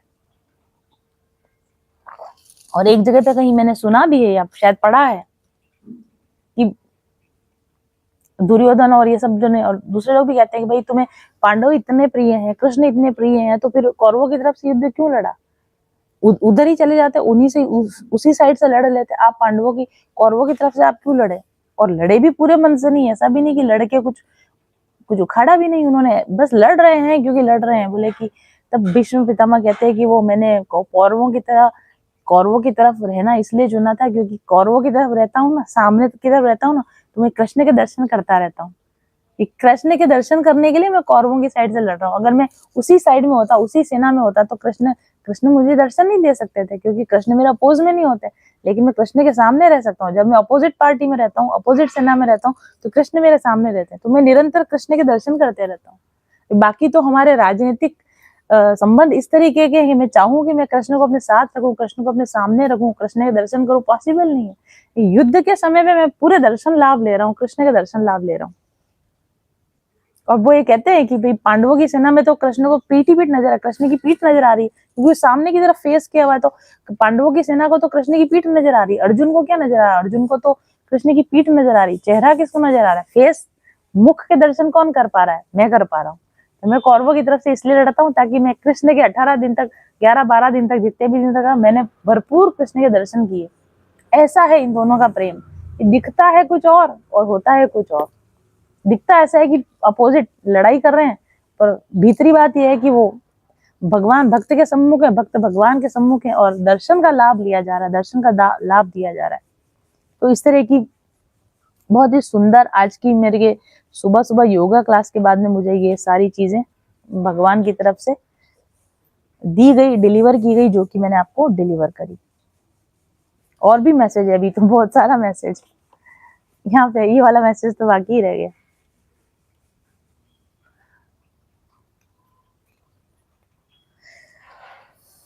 इस मैसेज को हम कभी और ले सकेंगे, क्योंकि ये मैसेज थोड़ा सा आउट ऑफ कॉन्टेक्स्ट भी है, क्योंकि ये किसी और संदर्भ में हम इसकी बात करेंगे, बट ये मैसेज मुझे आपको डिलीवर करना है। सो हम बात कर रहे थे उत्तरा स्तुति, मैंने आपको बताया, उत्तरा स्तुति के बारे में बताया मैंने आपको, कुंती जी की स्तुति के बारे में बताया। उसके बाद में क्या हुआ? उसके बाद में ये हुआ कि भगवान रुक गए, हस्तिनापुर में रुक गए। सबने प्रार्थना करी, भगवान युद्ध में रुके, एक दिन हमारे साथ भी रुको। तो भगवान हस्तिनापुर में रुकते हैं। जब हस्तिनापुर में भगवान रुकते हैं, तो रात को जब भगवान अपने कक्ष में चले जाते हैं, युधिष्ठिर उनके पास जाते हैं। युधिष्ठिर को नींद नहीं आ रही, क्योंकि युधिष्ठिर को ऐसा लगता है कि मैंने बहुत सारे लोगों की हत्या कर दी, पूरे परिवारजनों की हत्या कर दी, कल को प्रजा मेरे अगेंस्ट हो सकती है, तो मैंने इतनी हत्या वगैरह कर दी, क्या करूं? बड़े पश्चाताप में, बड़े ग्लानि में, दुख हो रहा है युधिष्ठिर को। तो दुख का निवारण करने, बात करने के लिए कि चलो कृष्ण अभी यही है, तो मैं कृष्ण से कुछ बात करके अपने दिल की बात को हल्का करूं। तो युधिष्ठिर जी जाते हैं, कहाँ जाते हैं? कृष्ण भगवान के रूम में जाते हैं। तो कृष्ण भगवान रात में ध्यान कर रहे हैं आंख बंद करके। तो युधिष्ठिर उनको प्रणाम करते हैं, भगवान को। भगवान आंखें खोलते हैं और भगवान की आंखों से आंसू बह रहे हैं। तो युधिष्ठिर भगवान को कहते हैं कि भगवान आप किसका ध्यान कर रहे हो? आप तो अंतर्यामी परमात्मा हो, सब आपको याद करते हैं, सब आपका ध्यान करते हैं, तो आप किसके ध्यान करते हो? और आप ध्यान करके रो रहे हो, तो आप किसका ध्यान कर रहे हो? तो भगवान कहते हैं कि मेरा एक भक्त मेरे को निरंतर याद कर रहा है, मैं भी उस भक्त को याद कर रहा हूँ। 50 दिन से वो वहां पर बाणों की शैया पर सोया सोया निरंतर मुझे याद कर रहा है, और मैं भी उसको निरंतर याद करता रहता हूँ। और मुझे उसकी स्थिति देखकर, उसका प्रेम देखकर मुझे रोना आ रहा है। भगवान उसको बोलते हैं कि लोगों को भजन की कितनी सुविधा होती है हमारे पास में, हमारे पास भजन की सारी सुविधा होते हुए हमसे भजन नहीं हो रहा, हमसे भगवान के लिए समय नहीं निकल रहा, हमसे भगवान का स्मरण करने का हमारे पास टाइम नहीं। और वो बंदा भीष्म पितामह कहाँ पे याद कर रहा है भगवान को? बाणों की शैया पर लेटे हुए हैं, शरीर में से खून निकल रहा है, वेरी अनकंफर्टेबल, मतलब सिर्फ जान ही अटकी पड़ी है, उसके अलावा कुछ भी नहीं है, उस शरीर में कुछ बचा नहीं, खून का एक एक कतरा कतरा निकल के जा चुका है। 2 महीने होने आए, न भोजन ग्रहण कर पाते हैं, अन्न खा नहीं सकते, सब जगह बाण है, न पानी पी सकते हैं, न अन्न खा सकते हैं, निरंतर निराहार हैं। और ऐसे के अंदर वो भगवान को निरंतर स्मरण करें, ना उनको अपना कहीं घाव उनको ठीक करने, कुछ नहीं करना, वो बैठे बैठे सोते सोते सोते मतलब लेटे लेटे सिर्फ वो भगवान को याद करें। हम भजन के लिए सुविधा मांगते हैं, टाइम होगा तो करेंगे, ये होगा तो करेंगे। भजन के कैसी कंडीशन में भी किया जा सकता है, वो कौन बताता है हमें? भीष्म पितामह से जाके देखो, ऐसी स्थिति में भी भगवान को नहीं भूले। हम तो जरा सी प्रॉब्लम में आते हैं भगवान को भूल जाते हैं, वो इतनी भयानक स्थिति में भगवान को नहीं भूले। तो जब वो भगवान को नहीं भूले तो भगवान उनको कैसे भूल सकते हैं? टेलीपैथिक कम्युनिकेशन होता है दोनों के बीच में। तो वो इधर से याद कर रहे हैं और वो इधर से याद कर रहे हैं, दोनों रात को बैठकर टेलीपैथिक कम्युनिकेशन आज भी चल रहा है। तो इसलिए फिर भगवान कहते हैं कि यार देखो, बाबा जी बैठे बैठे मेरे को याद कर रहे हैं, इनसे मिलने चलेंगे, कल अपन इनसे मिलने चलेंगे। क्योंकि मिलने इसलिए भी चलेंगे क्योंकि वो संकेत देना है कि पांडव सुरक्षित हैं, ये कहना भी तो है, भगवान मैसेज भी तो देना है। तो उन्होंने कहा कि चलो हम चलते हैं, कि वो उत्तरायण की प्रतीक्षा कर रहे हैं, उत्तरायण की प्रतीक्षा कर रहे हैं, तो उत्तरायण भी आने वाला है, तो हम चलते हैं। ठीक है, तो वो अगला दिन होता है और फिर वो जाते हैं कहाँ पर, सभी जने मिलकर, सभी लोग भाई वगैरह सब जने कहाँ जाते हैं वो लोग? भीष्म पितामह के पास जाते हैं। अब यहाँ से हम आ जाते हैं हमारे ओरिजिनल कथा पे। तो सभी जने मिलकर चले, अर्जुन, श्री कृष्ण, पांचों भाई रत्न जटित रथों पे सवार होके, घोड़े वोड़े जोत जुता के, और कहाँ चले? जहां पर भीष्म पितामह बाणों की शैया पर सोए हुए थे। जब ये लोग वहां गए तो उस समय पर बहुत भीड़ इकट्ठा हुई, वहां पर बहुत भीड़ इकट्ठा, ऐसा नहीं कि ये सभी 4-5 यही लोग थे, बहुत बड़े बड़े लोग उस समय पर वहां थे, क्योंकि उत्तरायण का समय पहुंचने में निकट आ गया था। भीष्म पितामह जैसी बहुत महान, मतलब जिसको आज भी वैसा कोई शख्स नहीं हुआ, मतलब लेजेंडरी पर्सन है ना, लेजेंडरी पर्सन आज अपना शरीर त्याग करेगा। तो उस समय ब्रह्मर्षि, देवर्षि, राजर्षि, बड़े बड़े ऋषि, देश दुनिया के बड़े बड़े ऋषि, नारद ऋषि तक वहां पे थे उस समय पर, ऐसा कहा जाता है। ये बात मुझे भी कल ही पता चली जब मैं पढ़ रही थी। नारद ऋषि, धौम्य ऋषि, व्यास ऋषि, भरद्वाज ऋषि, परशुराम जी, वशिष्ठ जी, सोचो आप कितने बड़े नाम है ये, गौतम ऋषि, विश्वामित्र, शुकदेव जी, ये सभी लोग उस समय वहां पर उपस्थित थे जब उत्तरायण का समय आया। और ये सभी लोग फिर वहां पर व्यवस्था की गई, सब लोग बैठे वहां पर, पांडव भीष्म पितामह के पास में जाकर बैठ गए। और भीष्म पितामह पांडवों को देखते हैं, जब पांडव उनको प्रणाम करते हैं तो भीष्म पितामह प्रेम से रोने लगते हैं, पांडवों के प्रति प्रेम आता है उनको और वो रोने लगते हैं। और पता है वो क्या कहते हैं? देखो, अहो कष्टम अहो अन्यायम यद्युयम धर्मनंदना जीवितुम नाहर्थम क्लिष्टम विप्र धर्मा अच्युताश्रया। पहला डायलॉग जो पांडवों से बोलते हैं, पांडवों को क्या बोलते हैं वो? हे धर्म पुत्रों, यानी तुम इतने धार्मिक, इतने अच्छे धार्मिक लोग हो, हे धर्म पुत्रों, हाय हाय, ये बड़े कष्ट और अन्याय की बात है कि तुम लोगों को ब्राह्मण धर्म और भगवान के आश्रित रहने पर भी इतने कष्ट भोगने पड़े। आई डोंट थिंक ये आज पूरा हो पाएगा। तो वो कहते हैं कि तुम देखो, तो एक तो तुम धर्म का पालन करते हो, ऊपर से उन्होंने क्या बोला? ब्राह्मणों का तुम रक्षा करते हो, धर्म की रक्षा करते हो, और भगवान के तुम आश्रित रहते हो, भगवान उनके साथ है, स्वयं साक्षात नारायण उनके साथ में है, और तो फिर तुमको इतने कष्ट मिले, है ना? तो फिर इतने कष्ट कैसे मिल गए तुमको? आगे वो बोलते हैं तुम इसके कदापि योग्य नहीं थे, तुमको इतना प्रॉब्लम होती, तुमको इतने कष्ट झेलने पड़े, इसके तुम योग्य नहीं थे। अतिरथी पांडु की मृत्यु के समय तुम्हारी अवस्था बहुत छोटी थी, उन दिनों तुम लोगों के लिए कुंती रानी को और साथ साथ तुम्हें भी बार बार बहुत से कष्ट झेलने पड़े। देखो, वो बचपन से उन बच्चों को देखते आए ना कि बच्चे कितने प्रॉब्लम में रहे, इनके पिताजी पांडु थे, वो इतने कष्ट में रहे, फिर माता कुंती इतने कष्ट में रही, ये बच्चे इतने कष्ट में रहे, उसका उनको बहुत दुख हो रहा है कि ये they don't deserve this kind of problems, इनको इतना प्रॉब्लम नहीं होनी चाहिए थी। और वो पता है, जाते जाते मरते मरते भी बच्चों के अंदर कभी संशय ना आ जाए भगवान के प्रति, युधिष्ठिर के अंदर पांडवों के प्रति कभी फ्यूचर में आ सकता है ना कि हमारे साथ भगवान थे, हमारी माँ इतनी धार्मिक, हमारे पिताजी इतने अच्छे, तो फिर हमारे इतना कष्ट क्यों है? तो वो डाउट कभी मेरे मरने के बाद भी भगवान के प्रति इनके अंदर कष्ट ना आए, इसलिए वो ये बात उठाते हैं। ये बात बहुत सोचने समझने की है कि जो भी भगवान के भक्त हैं ना, उनका ये ड्यूटी है कि दूसरे लोगों को ये बात समझाएं कि उनके अंदर जो कष्ट आ रहे हैं वो क्यों आ रहे हैं, और इन कष्टों की वजह से वो कभी भी भगवान के अंदर डाउट ना करें। उसका आंसर यहाँ पे दिया गया है। हम सब के अंदर ये सवाल आता है। हालांकि युधिष्ठिर ने सवाल नहीं किया कि युधिष्ठिर सवाल नहीं कर रहे कि हमें इतना कष्ट क्यों हुआ, लेकिन कभी भविष्य में आ जाए, युधिष्ठिर के बच्चों को आ जाए, युधिष्ठिर के बच्चे तो रहे नहीं, परीक्षित एक ही रहे थे, कभी परीक्षित के मन में आ जाए, कभी बाद में जाके पांडवों के परिवार में किसी को आ जाए, भविष्य में भविष्य की पीढ़ियां ये सवाल करें। और उनको विश्व पितामह थे, इतने बड़े दूरदर्शी थे, उनको पता था कि हम आप जैसे अज्ञानी लोग ये सवाल करेंगे कि अरे कृष्ण भगवान तो खुद पांडवों के साथ में थे, तो भी सारी जिंदगी तो रोते रहे, सारी जिंदगी तो परेशान होते रहे, क्या भगवान करते हैं।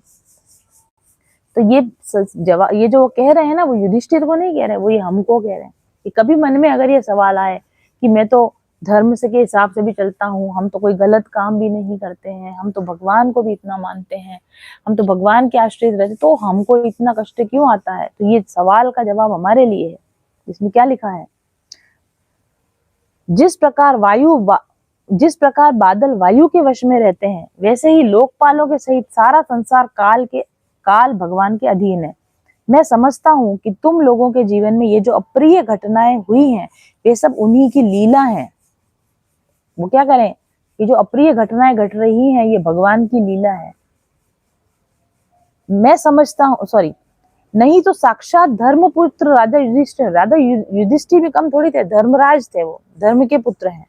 गदाधारी भीम है वहां पर, धनुर्धारी अर्जुन है वहां पर, गांडीव धनुष स्वयं उनकी रक्षा कर रहा है, और स्वयं श्री कृष्ण उनके सुहृदय हैं, उनके प्रिय है। भला वहां पर विपत्ति की संभावना कैसे है, वहां पर इतनी परेशानियां कैसे आई। ये काल रूप श्री कृष्ण कब क्या करना चाहते हैं, इस बात को कभी कोई नहीं जान सकता। तो ये सब जो कुछ भी हो रहा है भगवान की इच्छा से हो रहा है। वन थिंग, आगे और भी है, डोंट कंफ्यूज, अभी पैनिक नहीं करना कि भगवान ऐसी इच्छा करते हैं भक्तों के लिए। बड़े बड़े ज्ञानी भी इसे जानने की इच्छा करके मोहित हो जाते हैं। अब वो क्या बोल रहे पता है, यही बात जो मैंने अभी कही कि अच्छा ये भगवान की इच्छा है इसलिए हमें कष्ट मिलते हैं। जब ये कहा जाता है ना, तो बड़े बड़े ज्ञानी भी मोहित हो जाते हैं, बड़े बड़े ज्ञानियों को भी भ्रम हो जाता है कि ये भगवान ऐसी इच्छा करते हैं कि भक्तों को कष्ट मिले, मेरी इच्छा के अगेंस्ट कुछ नहीं हो सकता, तो तुम ऐसी इच्छा करते हो कि तुम्हारे भक्तों को कष्ट मिले। जब ये कहा जाता है ना कि जो कुछ भी होता है भगवान की इच्छा से होता है, तो बड़े बड़े ज्ञानी भी कंफ्यूज हो जाते हैं कि यार ये भगवान ऐसी इच्छा क्यों करते हैं, बैठे बैठे इनके क्या खुराफात सोचते दिमाग में कि ये इतने कि लोग हम परेशान हो, ये ऐसी इच्छा करते हैं, ये ऐसे भगवान होते हैं। ये प्रश्न हम में से बहुत सारे लोगों के अंदर आता है ना, उसी का जवाब यहाँ पर दिया गया है।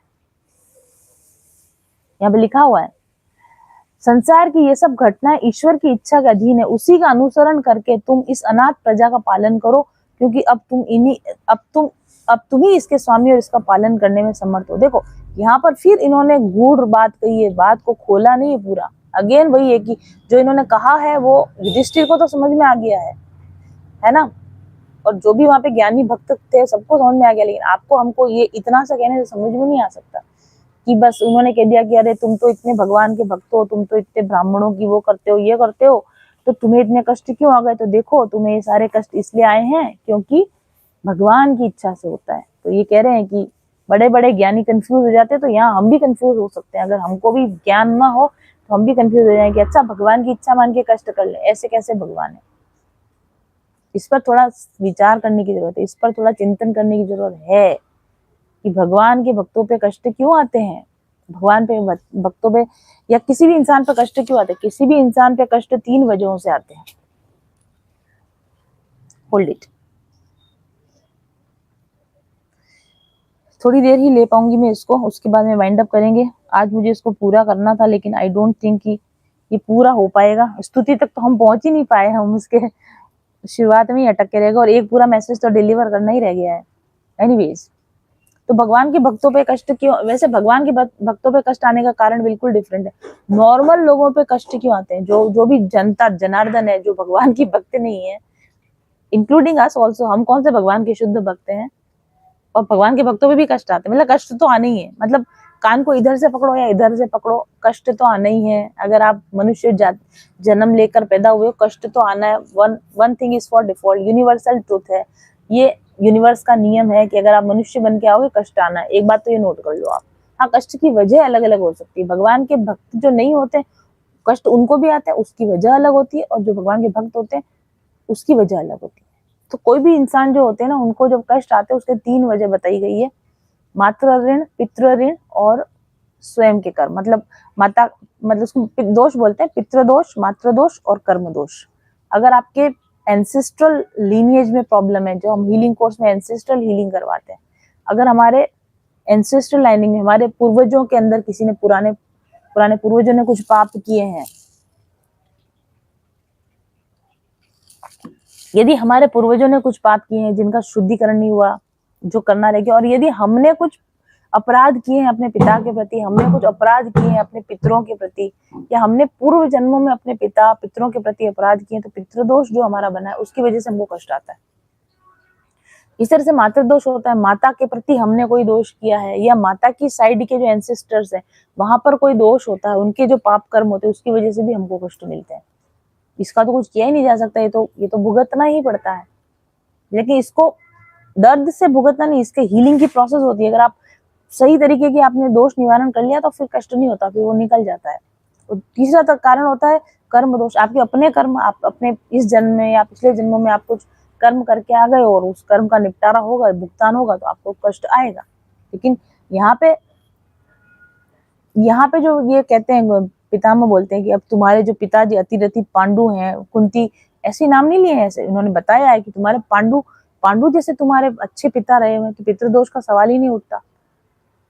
कुंती महारानी जैसी तुम्हारी माता रही है तो मातृदोष का तुम्हारा सवाल नहीं उठता।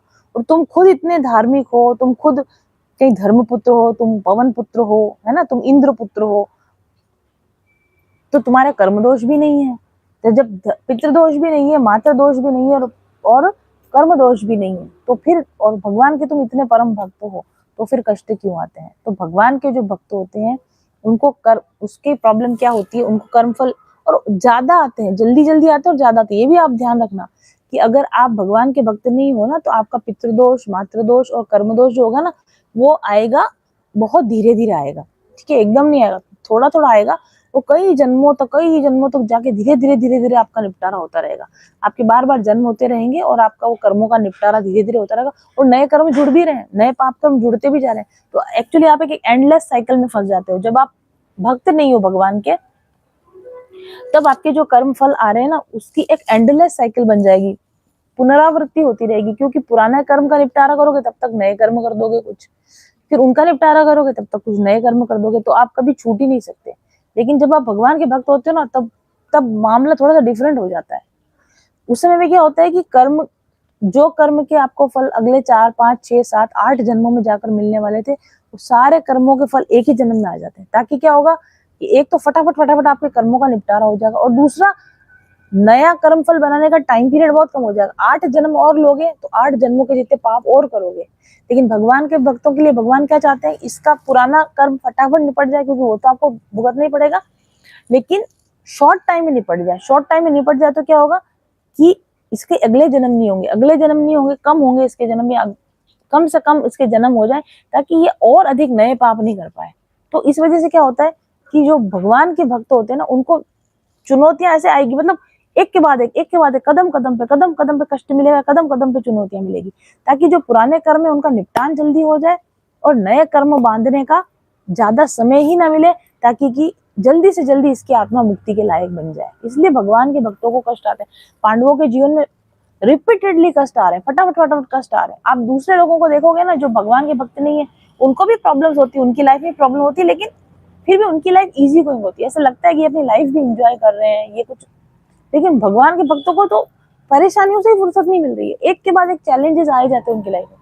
कारण क्या है कि पुराना जो लोड है, कार्मिक बैगेज फटाफट खत्म हो जाए, और अगला जन्म होगा, अगले जन्म होंगे, ज्यादा जन्म होंगे, तो ज्यादा और लोड बढ़ जाएगा, ज्यादा साइकिल बढ़ जाएगी।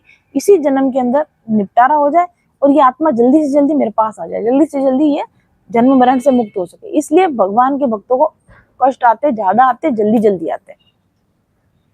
दूसरी बात क्या होती है, भगवान के कठिनाई जब आती है ना, कष्ट जब आते हैं तो अहंकार टूटता है। तो बार बार बार बार बार बार जब कष्ट आएगा तो बार बार आपका अहंकार टूटेगा, बार बार ईगो पे चोट आएगी। तो भगवान के जो भक्त होते हैं, भगवान उनका अहंकार गलाना चाहते हैं, उनको ये मन में विश्वास दिलाना चाहते हैं कि जो कर रहे हो तुम नहीं कर रहे हो, तुम्हारे करने से कुछ नहीं हो रहा, तुम्हारी कोई ताकत नहीं है। तो ये अहंकार टूटे भक्तों का, क्योंकि बहना अहंकार टूटे तो आप कर्म बंधन तोड़ नहीं सकते। तो ये अहंकार टूटे और भक्तों के अंदर विनय आए, भक्तों के अंदर धैर्य आए, इसके लिए भगवान उनको बार बार रिपीटेडली उनको लेसन देते, छोटे छोटे बार बार लेसन देते, ताकि बार बार उनका अहम टूटे, बार बार उनका अहम टूटे, और बार बार उनके अंदर धैर्य आए, बार बार उनके अंदर विनय आए। आत्मशोधन के लिए भी फटाफट कष्ट दिए जाते हैं उनको। और फिर क्या होता है कि कुछ इसलिए भी देते हैं भगवान, कुछ कष्ट इसलिए भी दिए जाते हैं कि इसका ध्यान मेरी तरफ जाए। कई बार होता है ना ऐसा कि हम किसी को नॉर्मल तरीके से कहते, कभी आओ घर पे, कभी आओ घर पे, बात करेंगे, बैठेंगे, हाँ आते हैं, हाँ आते हैं, ऐसे लोग टालते रहते हैं। लेकिन कभी अगर वो हमें कहीं मिले और हम उनसे नाराजगी दिखाएं, लड़े या फोन करके बोले कि हम आपसे नाराज है क्योंकि आप हमारे घर नहीं आ रहे, तो फिर लगेगा अरे यार एक बार पहले जल्दी इस काम को निपट लेते, पहले इनसे मिल जाते, ये नाराज हो रहे हैं हमसे। तो कई बार भगवान ऐसा कष्ट देते हैं, वो अलग तरह के कष्ट होते हैं, वो कुछ ऐसा कष्ट देते हैं आपको कि आपको भगवान की याद है, आपको लगे कि यार भगवान हमको बुलाना चाह रहे हैं, भगवान हमको याद दिलाना चाह रहे हैं कि हम उनके पास जाए। इसलिए उस तरीके के कष्ट भी आपके लाइफ में कई बार आते हैं, जो आपके कर्म से रिलेटेड नहीं होते, वो भगवान आपको पोक करते हैं, वो भगवान आपको याद दिलाते हैं कि तू मेरे पास आ, तू मेरे पास आ, तू मेरे पास आ। इस तरह के भी कष्ट अगर आपको आते हैं, जैसे कि आपके पास दो चॉइस है, एक वृंदावन जाना है आपको, और एक आपको दूसरा कोई जॉब से छुट्टी नहीं मिल रही है। बार बार आप वृंदावन जाने को टालते हो, जॉब से छुट्टी नहीं मिल रही, जॉब से छुट्टी नहीं मिल रही, जॉब, फिर क्या होगा, एक दिन आपकी जॉब ही चली जाएगी। फिर आपको लगेगा अरे यार मेरी जॉब चली गई, फिर लगेगा जॉब चली गई, फ्री हूँ, कुछ भी काम नहीं, चलो वृंदावन चलते हैं। तो जॉब में रहते हुए आप वृंदावन नहीं जा पा रहे थे, अब जॉब ही नहीं है, अब जाओ तुम वृंदावन। जैसे कि मेरी जॉब वो जाने का कारण, माला तो करनी है, जाप तो करना है, ध्यान तो करना है, सेवा तो करनी, पर नौकरी है, नौकरी नहीं है, छुटकारा हुआ, अब कर पूजा, अब कर सेवा। तो इस तरह के कष्ट भी भगवान, जिसको हम कष्ट माने तो कष्ट है, वरना तो कृपा है। तो इस तरह की, जिसको आप कष्ट कहते हैं मैं कृपा कहती हूँ, ऐसी कृपा भी भगवान कभी करते हैं कि ऐसी परिस्थितियों में डाल देते हैं कि भगवान का भजन करे बिना काम ही ना बने, भगवान का भजन करे बिना चीजें ही ना चले, आगे लाइफ बढ़ ही नहीं सके। जब तक तुम भगवान का भजन ना करो, लाइफ आगे बढ़ ही नहीं सके, स्टक हो जाओ आप कहीं पे। इस तरह के कष्ट भी भगवान देते हैं। तो कष्ट, पहली बात तो कष्ट को कष्ट मत मानो, कष्ट को दंड मत मानो कि जब भी कोई कष्ट मिल रहा है तो दंड मिल रहा है क्या, नहीं, दंड भी हो सकता है, बट ज्यादातर केसेस में जो भगवान के भक्त हैं, अगर उनको कष्ट मिल रहा है तो वो कष्ट दंड नहीं है, वो कष्ट आपकी शुद्धि के लिए है, वो कष्ट आपके कर्म फलों के साफ होने के लिए, वो कष्ट आपके अहंकार के निवारण के लिए है, वो कष्ट आपको भगवान की तरफ मोड़ने के लिए है, वो कष्ट आपको साधना में लगाने के लिए है, वो कष्ट आपको मुक्ति का अवसर प्रदान करने के लिए है। इसलिए भगवान के भक्तों को कष्ट आते। तो यहाँ पर तो युधिष्ठिर को नहीं समझा रहे कि तुम्हारे इतने कष्ट भगवान की इच्छा से आए, वो हम सबको समझा रहे हैं कि भगवान की इच्छा से। और भगवान की इच्छा क्या है, भगवान की इच्छा ये है कि इसके जन्म मरण का चक्कर छूटे और ये जल्दी से जल्दी मेरे पास आए, ये भगवान की इच्छा है। इसलिए भगवान हमको कष्ट देते हैं, क्योंकि जब हम कष्ट में होते हैं ना, तब हमारे नेगेटिव थिंकिंग पैटर्न टूटते हैं, हमारे नेगेटिव न्यूरोनल पैटर्न टूटते हैं, जो हमारी ईगो लेबलिंग होती है ना, न्यूरोलॉजिकल हमारी जो वायरिंग होती है, तंत्र की जो स्पेसिफिक पैटर्न होता है, स्पेसिफिक वायरिंग होती है, वायरिंग टूटती है। हम जो एक ही पुराने घिसे पिटे पैटर्न पे सोचते जा रहे हैं, घिसे पिटे पैटर्न पे डिसीजन लिए जा रहे हैं, घिसे पिटे पैटर्न पे जिए जा रहे हैं, वो पैटर्न टूटता है। नए सिरे से जीने का, नए सिरे से सोचने का, नए तरीके से डिसीजन लेने का मार्ग खुलता है जब कष्ट आते हैं। अगर कष्ट आए नहीं तो हम वही करे जाएं जो हम करते रहें, और हम वही करते रहेंगे जो करते रहेंगे, तो मुक्ति के पास कैसे जाएंगे, भगवान के पास कैसे जाएंगे। इसलिए भगवान कष्ट देते हैं ताकि हमारा पैटर्न टूटता है, अंदर के जैव रासायनिक बदलाव होता है। जब कष्ट आते हैं फिर हम अलग तरीके से सोचते हैं, अलग तरीके से डिसीजन लेते हैं, उस समय हमारे न्यूरोनल पैटर्न बदलते हैं, नर्वस सिस्टम पैटर्न बदलते हैं, न्यूरो साइंस बदलती है, अंदर के जैव रासायनिक प्रक्रियाएं जो चल रही होती है, वो जैव रासायनिक प्रक्रिया खत्म होती है, वो अंदर जो ओल्ड पैटर्न की साइकिलें चल रही है, दिमाग के अंदर जो साइकिलें चल रही है वो कर्म चक्र बदल जाते हैं। और हमारा को पूरा ध्यान कहाँ आ जाता है, जब अगर हम आसान जिंदगी जी रहे होंगे, बिल्कुल आसानी से जीवन जी रहे होंगे, सुख में भटक जाएंगे। ये याद ही नहीं आएगा कि लाइफ में क्या ठीक करना है, खुद पर क्या काम करना है, खुद पे क्या सुधार करना है, उस पर ध्यान किसका जाएगा। अगर सुख ही सुख आ रहा होगा तो खुद को बदलने कौन चाहेगा, खुद में सुधार कौन करना चाहेगा। कष्ट आएगा तो फिर हम सोचेंगे कि यार मुझ में कुछ चेंज करने की जरूरत है, मेरे थिंकिंग पैटर्न में कुछ चेंज करने की जरूरत है, कि मेरे आदतों में कुछ चेंज करने की जरूरत है, कि मेरे वर्किंग पैटर्न में कुछ चेंज करने की जरूरत है। तो कष्ट इसलिए आते हैं कि मेरे दिमाग की पुरानी मान्यताएं बदले। कष्ट इसलिए आते हैं कि मैं अपने आप को बदलूं, मैं अपने बेस्ट वर्जन में कन्वर्ट हूं, मैं बेहतर तरीके से जीना सीखूं ताकि कष्ट ना आए। तो कष्ट जो आते हैं वो इसलिए आते हैं ताकि आप एक बेहतर इंसान में बदलें। और वो बेहतर इंसान में आपको बदलने के लिए और अपने आप को भगवान आपको अपनी तरफ बुलाना चाहते हैं, इसलिए भक्तों को कष्ट ज्यादा आते हैं। कष्ट आते हैं तब आप स्वयं की तरफ ध्यान जाता है, आप स्वयं की तरफ मुड़ते हो। कष्ट आते हैं तब आप भगवान की तरफ मुड़ते हो। कष्ट आते हैं तब आप सेल्फ इंक्वायरी करते हो, सेल्फ एनालिसिस करते हो। कष्ट आते हैं तब आप आत्मनिरीक्षण करते हो। कष्ट आते हैं तब आप अपने आप को बदलने की ट्राई करते हो। और जब आप अपने आप को बदलने की ट्राई करते हो, उस बदलने की ट्राई करने में आपके पाप नष्ट हो जाते हैं, पितृदोष नष्ट हो जाते हैं, मातृदोष नष्ट हो जाते हैं, कर्म दोष नष्ट हो जाते हैं, शुद्ध आत्मा में परिवर्तित हो जाते हो आप। शुद्ध आत्मा परिवर्तित होते ही भगवान आपको ग्रहण कर लेते हैं कि ये मेरा है, आजा मेरे पास में। तो इसलिए भगवान के भक्तों को कष्ट आते हैं। आई डू थिंक ये बात आपके अच्छी तरह से आज समझ में आ गई होगी, जो बात मरते समय प्रिय पितामह ने युधिष्ठिर को समझाई और युधिष्ठिर के माध्यम से हम सबको समझाई। और इसके बाद में आज की कथा को हम यहीं पर विराम देंगे, क्योंकि इससे अधिक डिस्कशन हम आज नहीं कर सकते हैं। अभी तक भी हमारे पितामह वेट ही कर रहे हैं। मैंने सोचा था कि आज पितामह को हम मुक्ति दिला देंगे, लेकिन आज पितामह को और सोना पड़ेगा बाणों की शैया पे। कल दिलाएंगे मुक्ति इनको हम। ठीक है जी, तो हम कथा का यहीं समापन करते हैं। और चलिए, अब जब भीष्म पितामह अभी फिलहाल हैं जीवित, तो भीष्म पितामह की तरफ से एक भजन हम भगवान को समर्पित करते हैं। ठाकुर जी, ये भजन भीष्म पितामह की तरफ से आपके लिए। Zebronics, always ahead. Bluetooth mode.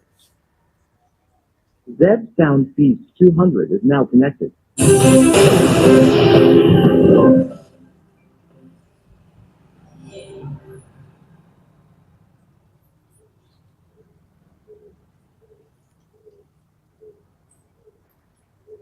Wait.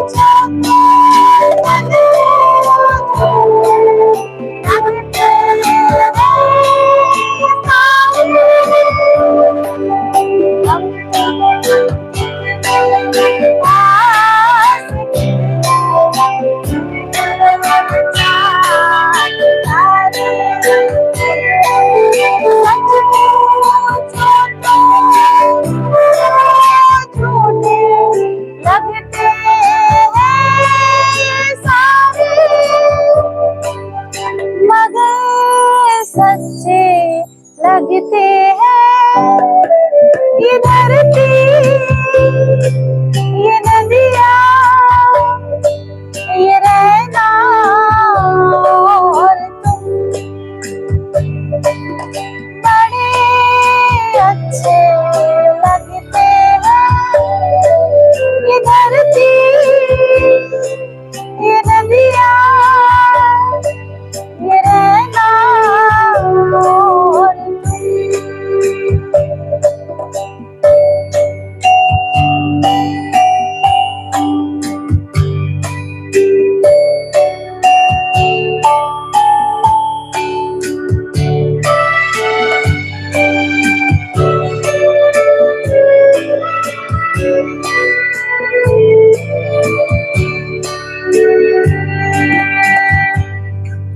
तुम इन सबको छोड़ के कैसे कल सुबह जाओगे।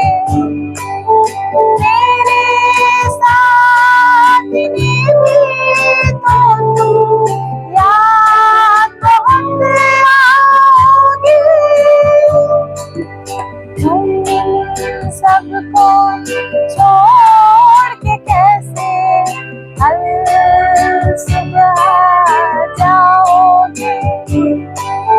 मेरे साथ में भी तो तुम याद बहुत आओगे। बड़े अच्छे लगते हैं ये धरती, ये नदियाँ, ये रहना और बड़े अच्छे लगते हैं ये धरती, ये नदियाँ, ये रहना और तो आज की कथा को हम यहीं समाप्त करते हैं। कल सुबह भीष्म पितामह भी हमें छोड़कर जाएंगे और सभी को, और उसके बाद कृष्ण भी जाएंगे अपनी द्वारिका और हमें बहुत याद आएंगे, पर हमारी कथा फिलहाल के लिए चलती रहेगी। तो कथा समाप्ति पर बोलिए श्रीमद् भागवत महापुराण की जय, भक्तवत्सल भगवान की जय, सभी भक्तों की जय, अपने अपने माता पिता और गुरुदेव की जय, आज के आनंद की जय। हरे कृष्ण कृष्ण कृष्ण हरे हरे, हरे राम राम राम हरे हरे। हरि ओम तत्सत।